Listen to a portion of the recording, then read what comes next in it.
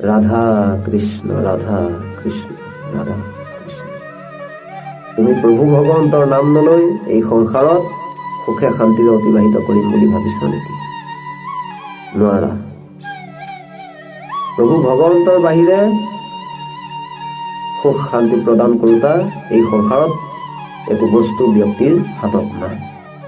তুমি এই সংসাৰৰ পৰা যিবোৰ সুখ অনুভৱ কৰিবা এইবোৰ স্থায়ী সুখ নহয়, এইবোৰ অনিত্য, এইবোৰ অস্থায়ী। আজি আছে কালিলৈ দুখলৈ পৰিৱৰ্তন হওঁতে বেছি টাইম নালাগে। এই সংসাৰৰ একো বস্তুৱে তোমাক সুখী কৰিব নোৱাৰে, এই সংসাৰৰ একো সম্পৰ্কই তোমাক চিৰদিন সুখী কৰি ৰাখিব নোৱাৰে। কাৰণ এই সংসাৰত সকলো মৰণশীল, ইতিমধ্যে মৰি আছে সকলো। তোমাৰ চকুৰ আগতে এই সংসাৰত কতজনে দেহ ত্যাগ কৰিছে, তুমি নিশ্চয় লক্ষ্য কৰিছা। কিন্তু তুমি এতিয়ালৈকে এইটো